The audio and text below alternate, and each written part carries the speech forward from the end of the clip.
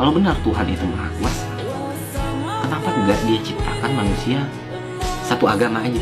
Kenapa ada banyak agama di dunia ini? Dan gak ada satupun jawaban yang memuaskan gue. Gue udah nyari ke banyak guru, ke banyak buku, nihil. Dan ya jujur karena pertanyaan itu juga, gue sempat berada di titik terjauh gue dari agama.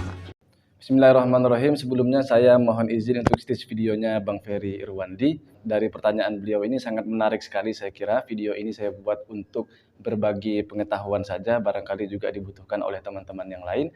Kalau teman-teman baca atau tonton video dari Bang Ferry Irwandi juga sebenarnya beliau sudah menyodorkan opsi pilihan.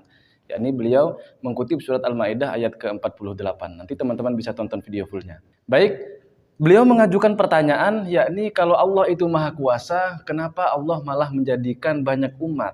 Kenapa tidak menjadikan satu umat saja? Oke, ini menarik saya kira.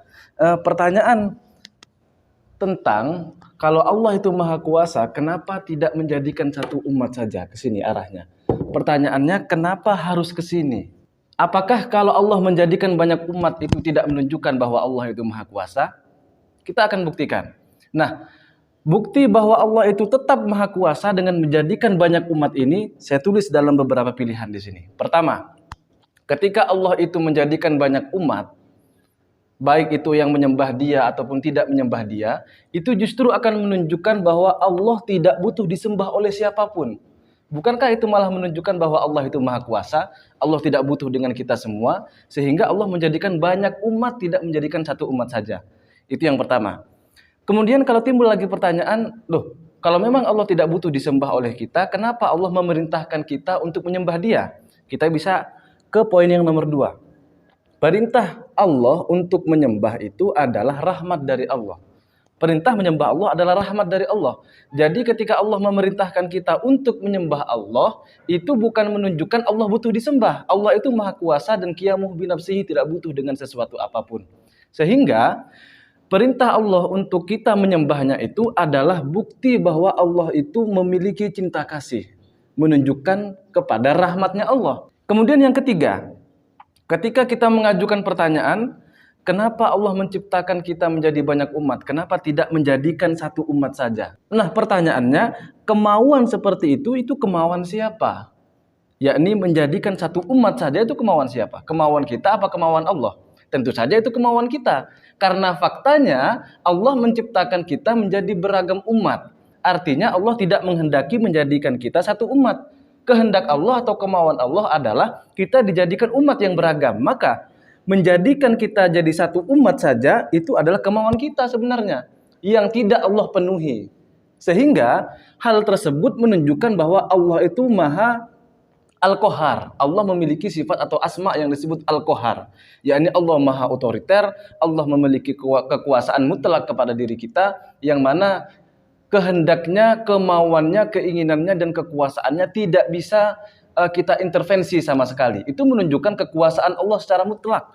Allah itu Al-Qahar. Jadi ketika kita maunya begini, tetapi Allah tetap maunya begitu, dan Allah tidak mengikuti permintaan kita, itu justru menunjukkan bahwa Allah itu Al-Qahar, maha kuasa, kuasa mutlak. Nah, berbeda cerita kalau Allah itu mengikuti setiap omongan kita. Kita minta A diikuti, kita minta B diikuti. Kok seolah-olah Allah malah menjadi pelayan kita, begitu ya kira-kira. Nah, sebagai zat yang memiliki asma atau sifat Al-Qahar, maka Allah itu tidak bisa diatur oleh kemauan kita. Ketika kita minta A atau berdoa A, kemudian Allah kabulkan kemauan kita, maka itu sebenarnya adalah bukti bahwa Allah itu sudah menetapkan sejak awal, bukan karena kita berdoa kemudian Allah mengubah kemauannya, bukan. Tapi kita bisa berdoa, kita bisa meminta, kita bisa mau apapun, dan itu sesuai dengan apa yang terjadi saat ini, itu bukan karena kita yang merubahnya, tapi Allah sudah menetapkannya sejak awal. Nah, dari 3 poin ini, 1, 2, 3, ini masih dari sisi Allah Subhanahu wa Ta'ala. Ya, itu menunjukkan sisi kekuasaan Allah, kemudian sisi rahmatnya Allah, dan sisi bahwa Allah itu memiliki sifat atau asma Al-Qahar. Kemudian dari sisi manusia, ketika Allah menjadikan kita banyak umat, maka apa faidahnya? Apa hikmahnya? Adalah untuk menguji manusia. ketika kita menjadi umat yang beragam, itu tujuannya adalah untuk menguji kita semua apakah kita itu sanggup hidup bersamaan atau berdampingan dengan orang yang berbeda dengan kita ataupun tidak. Hal itu ingin menunjukkan kualitas diri kita sendiri. Tujuan Allah menguji kita bukan untuk Allah, karena Allah sudah maha tahu, karena Allah sudah tidak butuh dengan itu semua. Allah menguji kita agar kita tahu kualitas diri kita sendiri itu sejauh mana. Kalau Allah menguji kita kemudian kita pergi, kita menghindar, sejauh itulah berarti kualitas kita. Sebaliknya, kalau kita diuji oleh Allah kemudian kita hadapi dengan gentleman, maka sejauh itu pula lah kualitas kehidupan kita. Kemudian, di poin yang kedua, kenapa Allah menjadikan kita umat yang beragam? Itu untuk perkembangan peradaban manusia. Bayangkan jika Allah menciptakan kita menjadi satu umat saja, tentu perkembangan peradaban manusia ini sangat sedikit. Dalam khazanah Islam sendiri, kita tidak berbicara khazanah agama lain.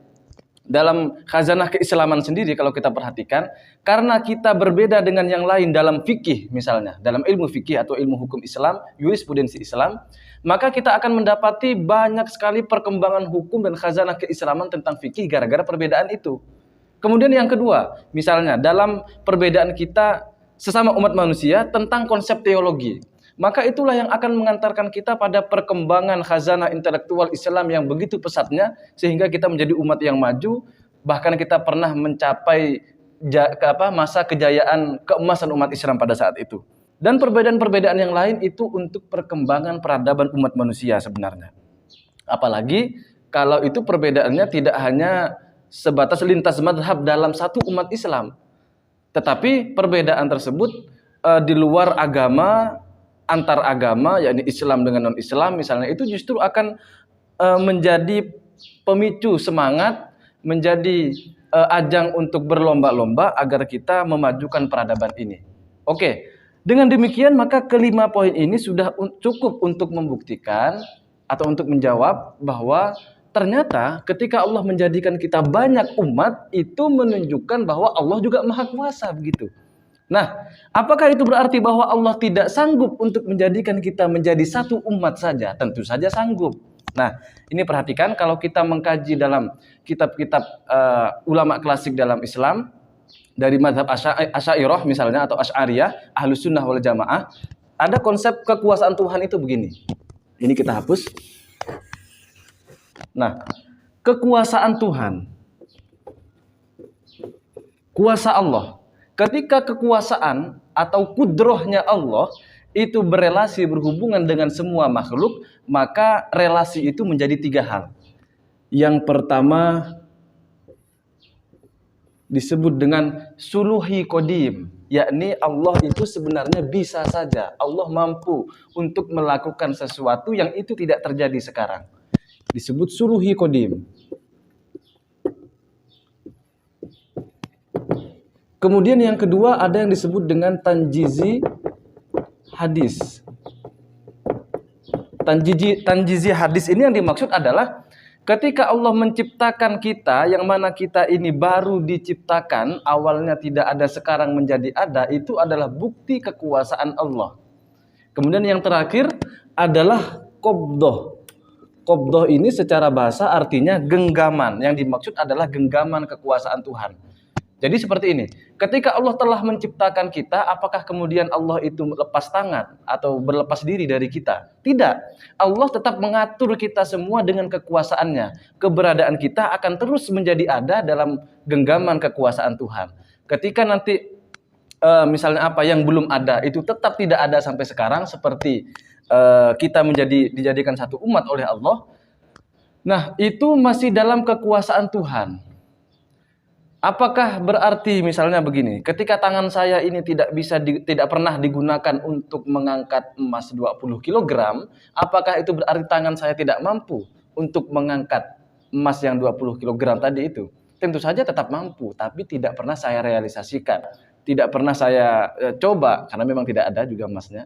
Nah, sehingga kalau Allah itu tidak menciptakan satu umat, itu bukan berarti Allah tidak kuasa. Akan tetapi itu masih dalam ranah kekuasaan ataupun kudroh Allah yang pada ta'aluk atau relasi suluhi qadim. Nah, kira-kira seperti itu kalau kita mau mengkaji dalam khazanah keislaman atau teologi Islam ilmu tauhid atau ilmu kalam dalam madhab Ahlus Sunnah wal Jamaah.